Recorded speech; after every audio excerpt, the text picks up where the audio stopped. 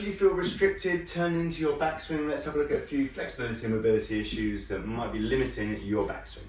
So looking at right-handed backswing, a little bit of rotation around the hips, trunk and shoulders. Depending on your swing style, you might need more or less in certain areas, but let's have a look at a few exercises for each of those joints. When we look at the hips, spine and shoulders, we're going to do a stretch and a strengthening exercise for each. And particularly when we look at the hips, we're looking at internal rotation, turn into this trail side. For the trunk, we're looking at rotation, lateral flexion and extension. And then for the shoulders, a little bit of sort of overhead flexion and external rotation. Okay, here's a stretch and a strengthening exercise for each of those. Looking at hip internal rotation stretch first, we're going to do it sitting down in a sort of reclined position, feet nice and wide. We're just going to drop the knee in and work on internal rotation of this side. And we do a static stretch, okay, because later on we do a dynamic stretch as well.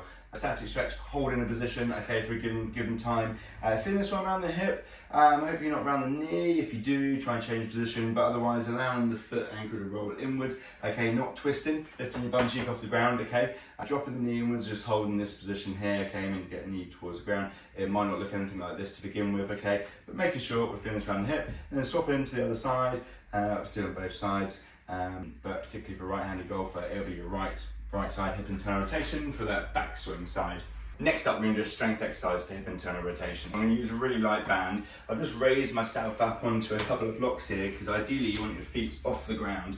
Keeping the knees in place, you can put a fist between it if it helps. Keeping the knees still.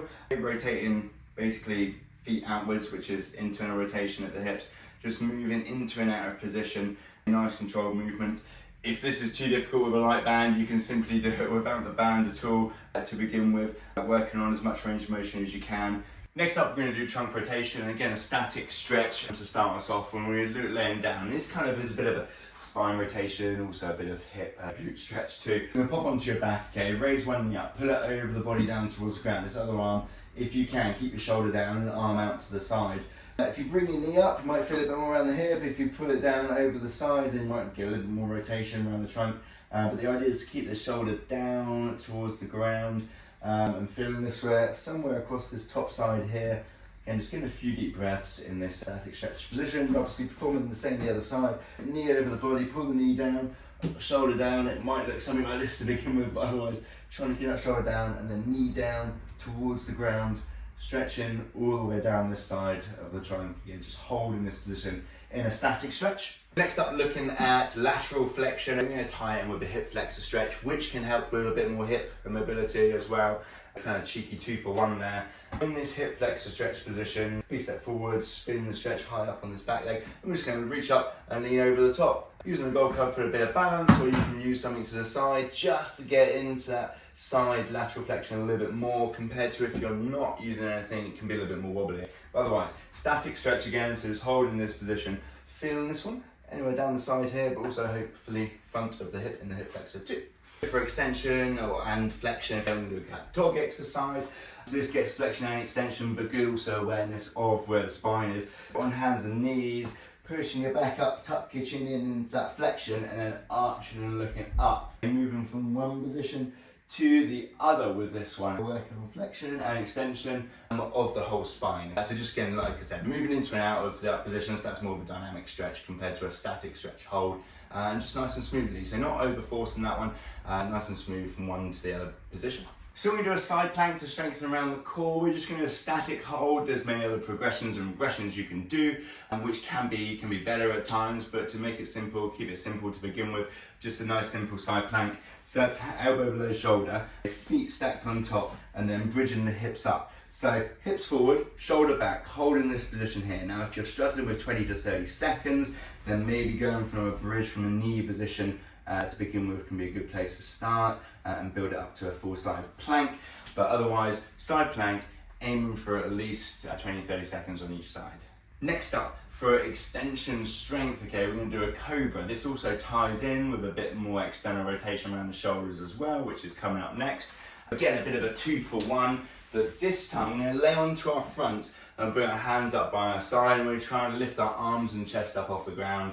And this one's for repetitions. Look something like this, so your hands by the sides, arms up, chest up, keep looking down, so not arching your neck, keep looking down.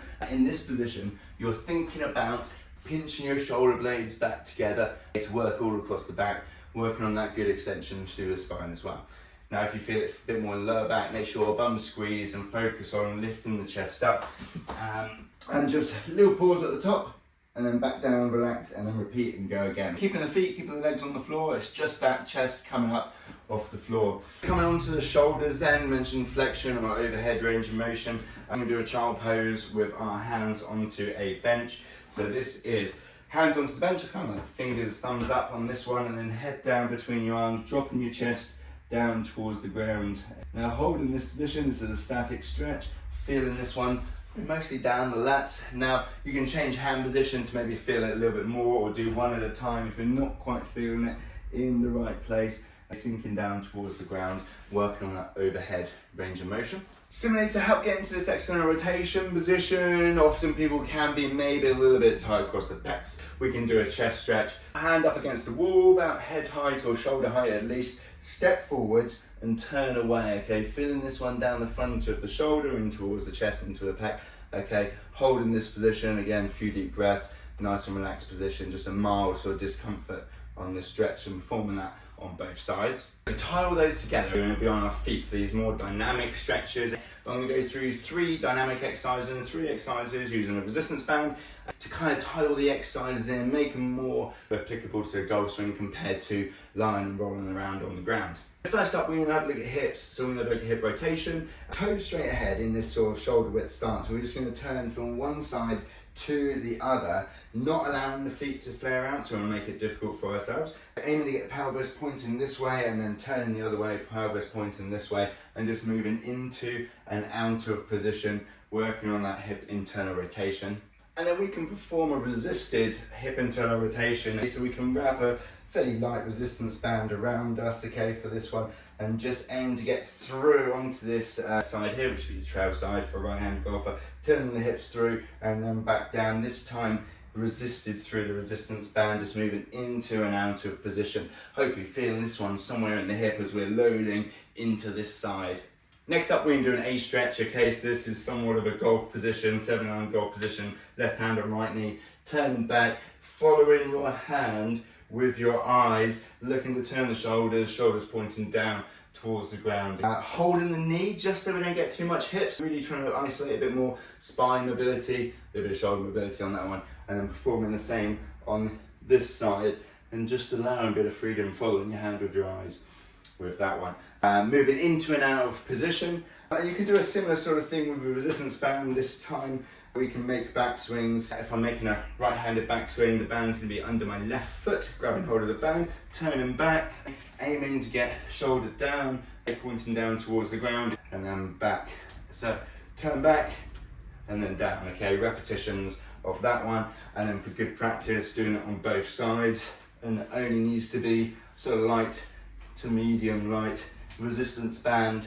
And lastly, working on overhead range of motion and external shoulder rotation. We can get into a somewhat of a golf posture. Externally rotate, working on overhead range of motion, not letting the arms come forwards, then back down into this sort of wall angel type move, but in our sort of golf posture. If this is really tricky for you, you can try one arm at a time, okay, not keeping that external rotation. Feeling this one, round the shoulder blades here, as you're working overhead, allowing them to sort of come out and up, and as you come back down, imagining shoulder blades sinking back down and in as your shoulders and arms move back down as well, okay? And you can use a resistance band, which will make this more challenging. Have the hands about shoulder width or wider, will make it easier. So that's sort of golf putting type posture, arms up overhead, okay, little pull out on the band, back, down, and then back up, down, and back up, feeling this one around the back of the shoulders, in round the shoulder blades, keeping arms up, passed around the ears, not letting them come forwards. There you go guys, a selection of stretches and strengthening exercises to maybe help improve movement or any restrictions that you have moving into your backswing.